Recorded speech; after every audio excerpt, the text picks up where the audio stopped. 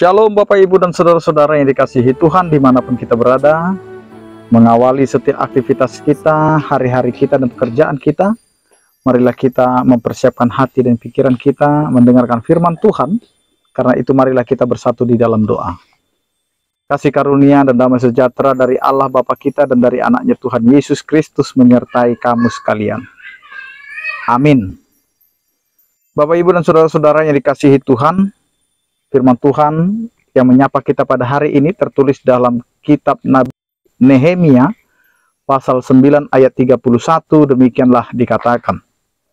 Tetapi karena kasih sayangmu yang besar, engkau tidak membinasakan mereka sama sekali dan tidak meninggalkan mereka, karena engkaulah Allah yang pengasih dan penyayang. Demikian firman Tuhan.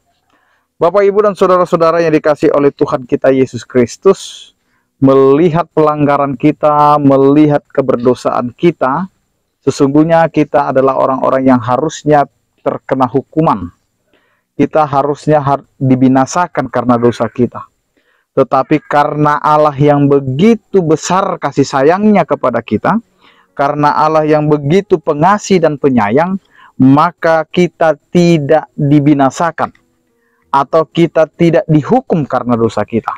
Tetapi Allah yang mengasihi itu memberikan dirinya, menjadikan dirinya penanggung setiap pelanggaran kita dan dosa-dosa kita.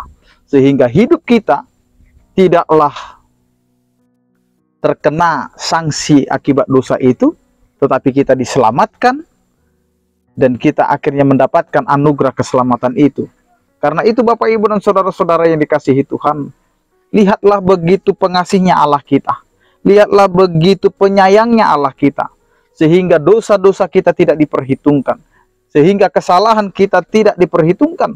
Sehingga kita mendapatkan anugerah kasih setianya, kasih sayang Allah. Sehingga kita diberkati dan kita menjadi orang percaya yang dilayakkan di dalam penebusan, di dalam anugerah Tuhan, di dalam kasih setia Tuhan. Karena itu Bapak, Ibu, dan Saudara-saudara, kita yang tadinya harusnya dihukum akibat dosa kita, tetapi Allah yang begitu mengasihi, Allah yang begitu menyayangi kita, memberikan kepada kita kesempatan supaya kita masuk di dalam suatu pertobatan, merubah diri, merubah karakter. Karena Allah tidak menginginkan kematian orang fasik, tetapi kembalinya orang-orang berdosa itu. Karena disinilah Allah menunggu kita. Disinilah Allah mau membuktikan kepada kita. Karena sama sekali Allah tidak akan membinasakan, bahkan meninggalkan orang berdosa itu. Tetapi Dia datang, memberikan kasih sayangnya, menyatakan cinta kasihnya, sehingga kehidupan kita yang berdosa tidak lagi hidup di dalam pengkucilan, hidup di dalam pembinasaan, tetapi kita hidup di dalam keselamatan yang disediakan oleh Allah dalam kehidupan kita. Amin, kita berdoa. Terima kasih Tuhan atas penyertaan kasih setiamu yang memberkati kehidupan kami, sehingga kami menyadari kehidupan kami yang berdosa, Engkau selamatkan karena kasih sayangmu kepada kami.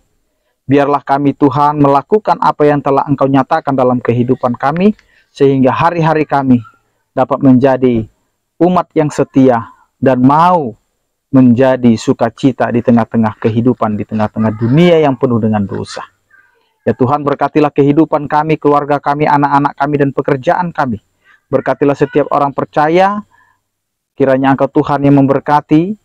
Setiap yang sakit Engkau berikan kekuatan dan kesehatan, yang berduka Engkau berikan penghiburan, yang bergumul Engkau berikan penyertaan kasih setiamu.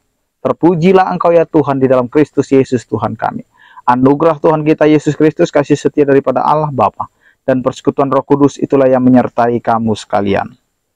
Amin. Selamat beraktivitas, tetap menjaga kesehatan. Salam sehat dari kami. Tuhan Yesus memberkati. Horas.